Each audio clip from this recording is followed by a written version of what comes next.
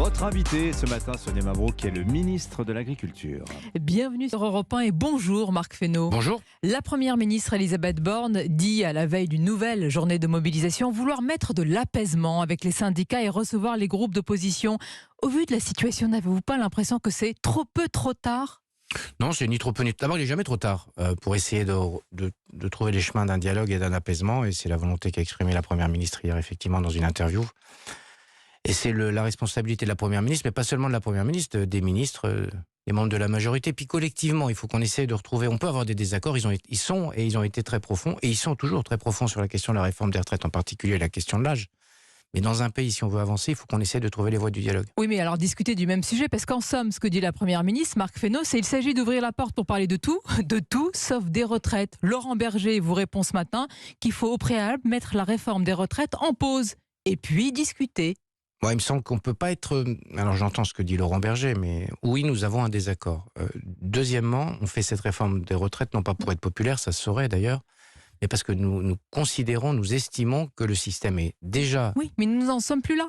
Oui. Scène de chaos, une violence qui s'enquiste. Mais il n'empêche que c'est aujourd'hui qu'on ouvre le dialogue. ça n'est pas parce que nous avons une conflictualité que nous ne pouvons pas essayer de dire devant l'opinion que le sentiment que nous avons, c'est qu'on a besoin de cette réforme et que dans les termes où elle a été posée, elle est posée comme elle devait être posée.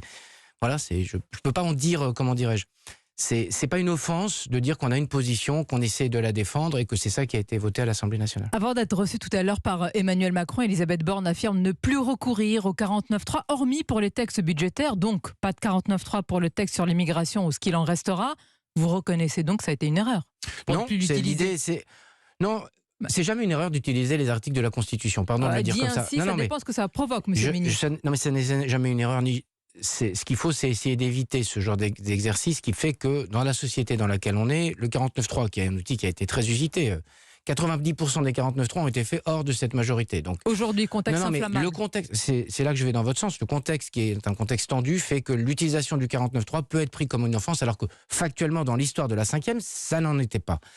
Et donc, si on peut essayer de trouver des chemins et des dialogues, il faut aussi trouver des partenaires dont on puisse considérer sur des textes qu'on se met d'accord. Ça ne veut pas dire qu'on est d'accord sur tout. Mais c'est la question, avec qui vous allez discuter? On parle d'élargissement de la majorité, ça sonne comme des débauchages individuels. Et pour tout vous dire, on dirait qu'il y a de la fébrilité, qu'il y a une forme d'affolement avant une nouvelle journée de mobilisation. Non, alors il n'y a aucun affolement, aucune fébrilité. La volonté, d'ailleurs, je rappelle que nous l'avons dit depuis le début, que la capacité que nous voulions avoir, c'était celle de pouvoir élargir sur les textes la majorité. Ça ne veut pas dire qu'on fait rentrer des gens dans la majorité. Ça veut dire que des gens qui sont à l'extérieur de la majorité, qui d'ailleurs sont dans l'opposition puisqu'ils ont été élus contre nous. Bonne chance, parce que chat échaudé en ce moment. Oui, on pourrait être aussi chat échaudé nous-mêmes, à vrai dire, dans cette affaire-là, sur cette affaire de retraite, puisque nous avions un certain nombre d'engagements. Mais la vie politique fait que si à chaque fois on se méfie en permanence des uns des autres et qu'on n'est pas capable sur des textes qui nous paraissent essentiels de se mettre d'accord, à ce moment-là, il faut faire autre chose, me semble-t-il. Donc on a besoin de travailler avec des gens à droite, à gauche, les sociodémocrates, la droite républicaine, qui pensent que sur certains textes, on peut se mettre d'accord.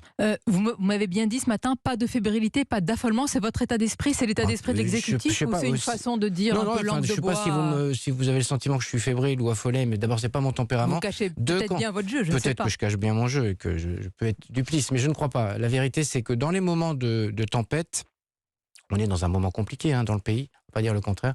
Il faut essayer de garder son calme, essayer de trouver un cap et puis d'essayer de le faire avec une tonalité qui soit la tonalité de l'apaisement. Avant une nouvelle journée, je le disais, acte 10, 10e journée de mobilisation contre la réforme des retraites. Le scénario est-il désormais écrit à l'avance avec une gangrène des violences? Marc Fesneau, la question aussi, qui en sera tenu responsable? Qui est responsable du chaos aujourd'hui? Écoutez, je trouve que les manifestations sur les retraites, encadrées qu'elles ont été à la fois par les forces de l'ordre et encadrées aussi par les services d'ordre des organisations syndicales, se sont plutôt passées dans de bonnes configurations. Donc, il n'y a pas de grief à faire aux organisations syndicales qui essayent de faire les choses en bon ordre. D'ailleurs, ce n'est pas ce que vous faites non plus. Il y a des éléments extérieurs dans ces manifestations qui cherchent à en découdre, parce qu'il y a un certain nombre de gens, c'est assez ancien d'ailleurs, qui essaient en permanence de nourrir par la violence la querelle. En fait, la violence attise la violence et attise la querelle. Et donc on essaye, pour ce qui est du gouvernement, par les dispositifs de maintien de l'ordre, pour ce qui est des services d'ordre des organisations syndicales, de faire en sorte que les manifestations se fassent dans un cadre qui soit le cadre classique d'une manifestation. Avec des forces de l'ordre épuisées. Oui, mais qu'est-ce que ça veut dire? Quelles conséquences faut-il craindre quand on a des forces de l'ordre aussi fatiguées? Non, C'est un appel d'ailleurs qu'a lancé Gérald Darmanin. C'est vrai que quand vous êtes en permanence harcelé pendant des heures et que ça se succède parfois de jour en jour, vous pouvez avoir des sentiments de fatigue et ça nécessite d'autant plus de vigilance de la part des forces de l'ordre. Mais moi, je leur fais toute confiance. C'est l'occasion quand même de leur rendre un grand hommage dans cette période-là. Cette violence-là, le harcèlement dont ils sont parfois les victimes peut mettre de l'attention. Et donc, il leur appartient, mais c'est des gens qui sont rompus aussi à l'exercice, d'essayer de faire en sorte que les choses se passent en bon ordre. On vous entend ce matin, Marc Fesneau, vous dites que pour les manifestations contre la réforme des retraites, ce sont des manifestations qui se passent globalement bien pacifistes avec des éléments radicaux qui viennent gangréner ces cortèges. Et Sainte-Soline alors, comment ça se passe? Sainte-Soline, pour moi, c'était... pacifiste avec des éléments radicaux? C'est exactement l'inverse pour moi. C'est-à-dire Sainte-Soline, c'est des gens qui ont annoncé à l'avance que leur objectif, c'était d'aller détruire des biens, d'aller se confronter aux forces de l'ordre. Il ne faut pas inverser les choses, pour le coup, à Sainte-Soline. C'est des éléments radicaux, des éléments qui nous vendent, au fond, du faux pacifisme et de la résistance civique, qui, finalement, œuvrent en permanence par la violence. Et c'est ce qui s'est passé, malheureusement, à Sainte-Soline, quand bien même, d'ailleurs, d'un point de vue préventif, heureusement qu'on a pu saisir toutes les armes que vous avez vues saisies, les machettes, les haches... Oui. Préventivement, vous avez saisi les armes, mais comment des individus dont la dangerosité donc avérée peuvent-ils comme ça semer le chaos sans être entre guillemets stoppés en amont? Mais ils ont été pour un certain nombre stoppés. Mais vous voyez bien que quand vous êtes sur un site aussi large que celui-là, avec des routes partout, vous n'allez pas mettre sous cloche complètement un territoire.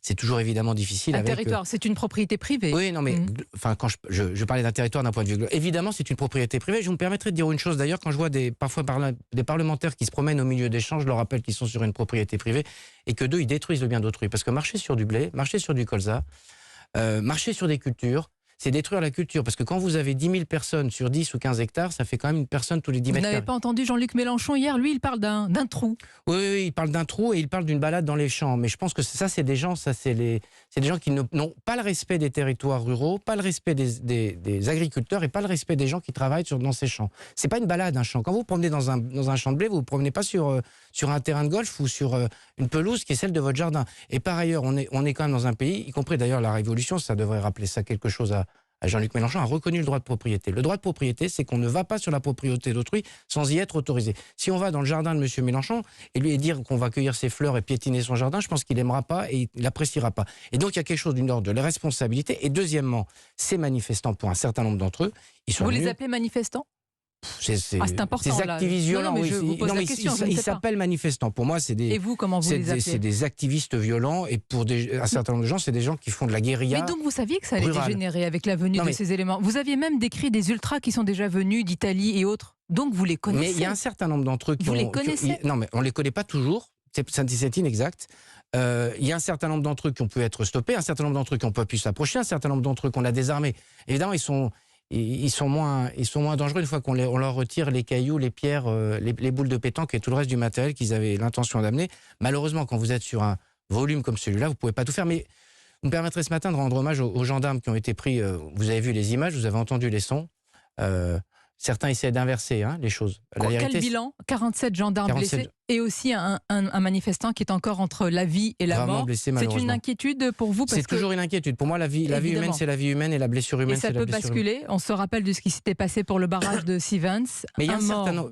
et tout avait été arrêté. Non, mais on voit bien que c'est un certain nombre de gens qui ne respectent pas, ces gens qui interviennent sur ce type d'ouvrage, des gens qui ne respectent pas la vie humaine. D'ailleurs, pas plus celle des gendarmes que celle de ceux avec qui ils se mêlent, qui sont parfois des gens qui sont plus pacifiques. Vous n'iriez pas jusqu'à dire qu'ils souhaitent quand même qu'il y ait... Non, je n'ai pas dit ça. Je pèse absolument mes mots au trébuchet de ce qu'ils doivent être, et je pense que c'est des gens qui ne font pas grand cas de tout ça. Quand vous incendiez un camion et qu'il y a peut-être dedans des gendarmes, d'ailleurs dans certains cas il y avait des gendarmes, quand vous lancez des boules de pétanque, quand vous envoyez une fusée de feu d'artifice, si c'est mal pris, ça décapite. Bien. Éric Ciotti dénonce dans le Figaro ce matin des actions de terrorisme, d'extrême gauche, terrorisme. Vous reprenez ce vocabulaire? Non, je ne prends pas ce vocabulaire. Vous parlez d'une intention de tuer. Mais moi, je reprends le vocabulaire qui est le mien. J'utilise mon propre vocabulaire. Et moi, je suis quelqu'un qui dénonce la violence, je l'ai fait tout le week-end, qui défend les agriculteurs dans ce projet qui a sa justification pleine et entière.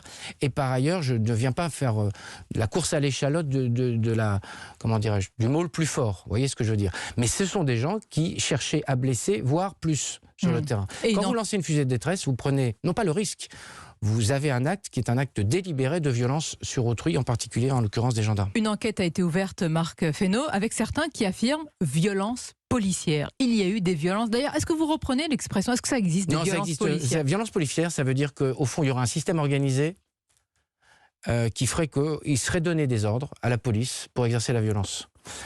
Si quelqu'un trouve que ce qui s'est passé samedi, c'est du registre de violence qui aurait été exercé à mauvaise endroit, comme vous le savez, la police et la gendarmerie ont le monopole de la violence légitime. Pourquoi? Parce qu'ils viennent défendre. Maintenant, les écologistes et la gauche de la gauche disent qu'ils ont le monopole de la violence illégitime. Oui. C'est le verbiage et le blabla et le baratin de l'extrême gauche et de gens qui se prétendent écologistes. Quand vous allez dans une manifestation avec des gens, regardez les images, vous avez des gens qui étaient en tenue de combat, avec des boucliers, avec des techniques qui sont celles de la technique de la guérilla.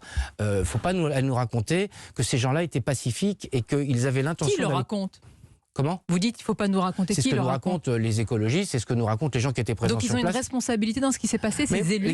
Je voudrais dire quelque chose de ce point de vue-là, parce qu'on dit toujours, et je le fais, d'ailleurs je l'ai fait tout à l'heure sur d'autres sujets, il y avait des manifestants pacifistes et il y avait à l'intérieur des manifestants qui étaient ultra-violents. Quand vous allez dans une manifestation et que vous allez dans des cortèges où le slogan du cortège c'est « tout brûler »,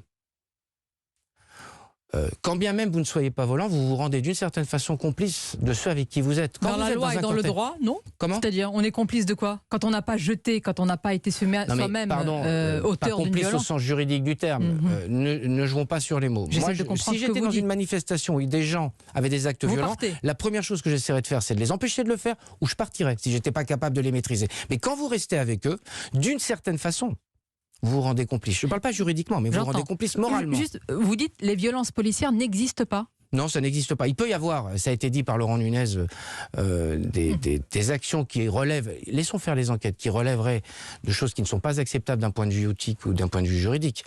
Mais ce que j'ai vu à Sainte-Soline, puisque vous m'interrogez en particulier là-dessus, mais globalement, il n'y a pas de système organisé. Il peut y avoir des gens qui produisent ce qu'on appelle du dérapage, mais globalement, il faut leur rendre hommage. Les forces de l'ordre font leur travail dans des conditions qui sont extrêmement difficiles parce qu'elles, contrairement à ceux qu'elles ont parfois en face d'eux, elles cherchent à préserver la vie humaine. Marc Fesneau, et cette lutte anti-bassine, est-ce que c'est un vrai combat ou est-ce que c'est un prétexte selon vous? Ni l'un ni l'autre, je ne sais pas si c'est un prétexte. C'est un prétexte pour les gens qui veulent mettre la pagaille et qui sont forts de violence. Et par ailleurs, c'est un combat qui est un mauvais combat parce que c'est un projet, je le répète, Sainte-Soline. On va passer de... Il y a eu un protocole en 2018. Il y a un protocole qui a été signé. Que ça vaut plus rien. Non, il y a un protocole qui a été signé, y compris par Madame Bateau qui a retiré sa signature. Alors je comprends qu'elle ait des doutes sur les signatures des autres, puisqu'elle ne respecte pas ses engagements. Les agriculteurs, eux, ils respectent leurs engagements. Oui, mais on va vous sortir, c'est Notre-Dame-des-Landes et vous voyez ce qui s'est passé ensuite. Non. C'est tout à fait inexact. Sur cette affaire de Sainte-Soline, c'est réduction de la pression irrigation pendant la période d'été. On passe de 21 millions de mètres cubes prélevés l'été à 6 millions prélevés l'été. Donc c'est 15 millions de mètres cubes qui ne seront pas prélevés l'été. Les études scientifiques disent que c'est bon. Le cadre juridique est posé. Mais si on est dans un pays où quand tout est levé, d'un point de vue scientifique, d'un point de vue juridique, d'un point de vue administratif, on vous explique qu'on n'a pas le droit de le faire, ça veut dire qu'on n'est plus en République, face à un mouvement qui vous dit au nom d'un bien commun. L'autre mouvement dit en somme, pardonnez-moi, rien, ni personne n'est légitime à faire des stocks d'eau pour une agriculture intensive. Et ce mouvement n'est pas prêt de s'arrêter. Eh bien, nous serons face à ce mouvement parce que ce mouvement, c'est un mouvement antidémocratique. C'est un mouvement qui ne respecte pas, au fond, ce que sont les principes d'une démocratie. C'est comme si j'allais voir mon voisin et dire je ne suis pas d'accord avec votre permis de construire parce que les toits sont trop grands, parce que les fenêtres sont comme il faut, et j'ai le droit d'aller détruire alors que l'ouvrage a été fait dans les règles de l'art et selon les règles de l'environnement. Vous voyez ce que je veux dire? Si on ouvre une société dans laquelle, parce qu'on n'est pas d'accord soi-même, on a le droit de le détruire et on a le droit de le remettre en cause, là on a un problème. Selon les règles de l'environnement, donc la lutte anti-bassine n'est pas écologique de votre point de vue? Non. Enfin, moi je ne considère pas qu'elle soit écologique. On a besoin d'agriculture, on a besoin de produire et on a besoin de défendre les agriculteurs. Oui, mais parfois ils ne sont pas d'accord entre la FNSEA et la Confédération paysanne. La réduction de 70% du prélèvement en eau, est-ce que c'est écologique ou non? La réponse est oui. À bon entendeur. Donc, à bon entendeur. Merci Absolument. Marc Fesneau d'avoir été notre invité. Bonne journée à vous.